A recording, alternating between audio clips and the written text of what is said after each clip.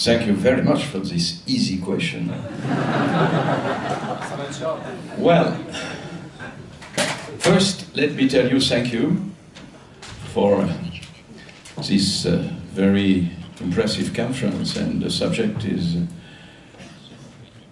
very actual and threatened, and I want first to pay respect to Nemtsov, to the death of very important, brave, and very clear fellow traveler. And I think, I hope, that this is a turning point.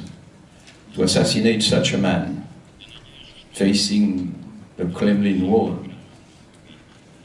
just in the same time that they published, the Russian people, that the exchange of weapons, heavy weapons, has been done, is something very clearly unacceptable. And by the same, thank you for the opportunity, I want to say all my respect to you, to the people fighting in Russia against dictatorship, against assassination crimes. Thank you very much. So, I was very interested by what Timothy said as a psychoanalyst. But this is difficult to explain. He was right. And German-Soviet pact was absolutely, let's say, forgiven by all the new generation. And to explain what he explained us is a bit politically difficult. You were right, too right. So, I don't want to comment what you have said, because it was not only an historian point of view, but a real sociological and psychological point of view, yes. And to feign to fight against fascism in fighting against this generation of Ukrainian people is very tricky, coming from the Russian. Because they believe so in my country, some of us. But, and you quote that in your speak. Extreme rightist people in France, they are very numerous, and they are completely in agreement with extreme leftist people, using the same words, using the same analysis and greetings, strength, virility, and a clear view, guideline for a country.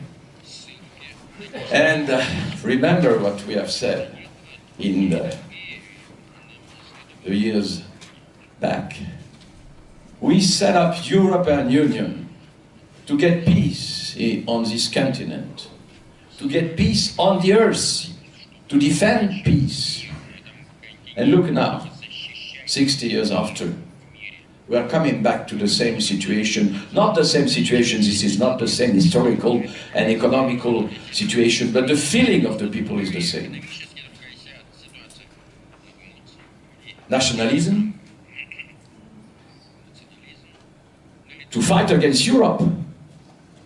Because don't forget that for the time being, not in Germany, but in all the southern countries, Italy, Spain, Greece, of course, Portugal, France, we are crossing a very difficult economical crisis, unemployment, etc. And to explain what you have said, that in attacking Ukraine, not part of the European Union, they are attacking European Union, and they are, not officially, but the way they are, let's say, qualifying European Union. Of course, the fight against the, comment dire, indignity. This is very difficult to be supported in helping Ukraine in such a period of insatisfaction in a certain number of countries. I don't want to talk about Great Britain, but it is also the case So, Putin is clever enough to understand this big crisis and big anxiety in some of the European countries. Are we ready to fight against or not? Because I want to play the bad guy. Analysis, expertise you have. Very clearly you are good. We were talking at lunchtime. And of course this is absolutely necessary to understand all the experts' analysis. Yes, yes, yes. And the politicians are not used to do so. There is a concurrence. But no, let's say, common fight, unfortunately. Yes, we have to listen to the experts. But please, what are we supposed to do? What are we supposed to answer to our Ukrainian friends, of course, but also to the European people? Because for them, this is a very easy, and I want to answer to your question precisely. Are you ready to fight against the Russian army? No, you are not. For the good reason that it was impossible during the 40 last, let's say even 50 last years, to talk about a European defense. We were out of the loop completely. Our goal was to make peace on the earth, and certainly in between the European nations, because we had centuries of fight. And of course, the last World War, and of course, Holocaust, and etc. So, even the idea of maintaining a little budget for defense was out of the scope. So my country tried to maintain a little army. Not so bad. Not so bad. So we ask you, German people, come with us against Muslim extremism in Mali. Nobody came. Just an example. The Brits, they were able to maintain a little army. But to work together in between France and Great Britain, yes, it was possible. But we worked all together just to find a common budget, not a common army, my dear. It was out of the possibility of the dreams. No, but a common budget enough eventually to reinforce NATO is just coming now from the Baltic countries. So, I'm coming back to my bad guy, the man. What are we supposed politically to do?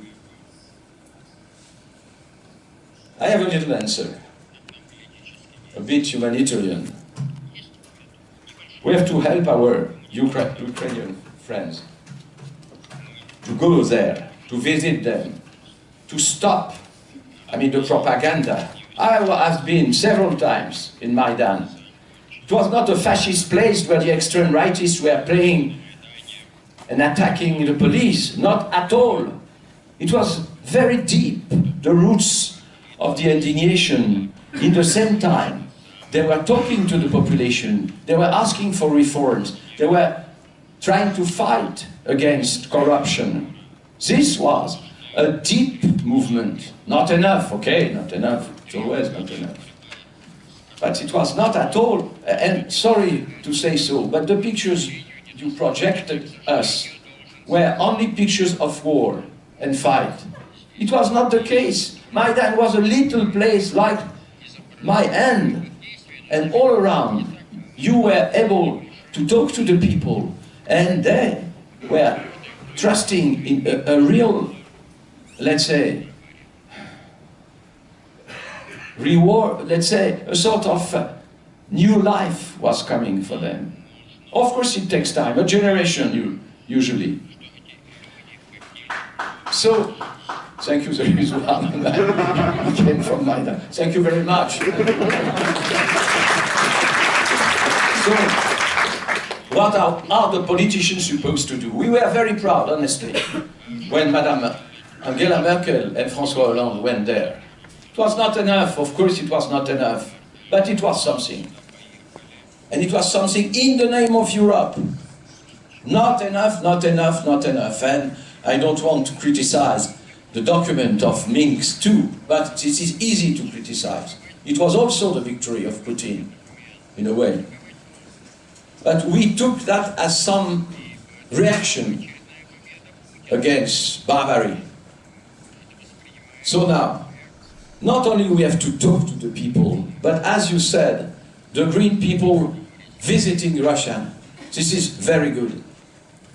If the Europe, we are 550 million of the richest people of the earth, European.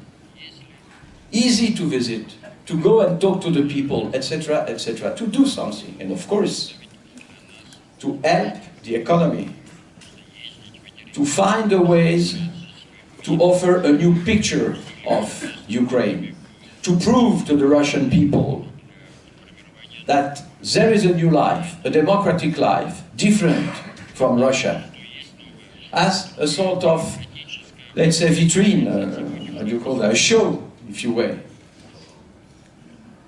That's nothing, and it will take certainly years and years.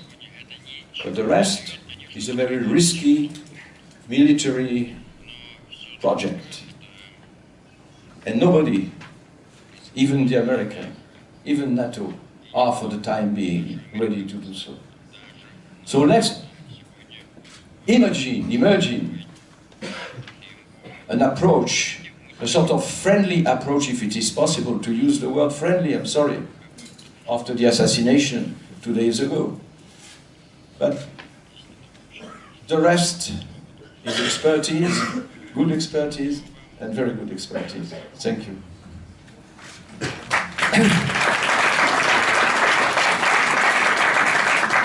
Vielen Dank.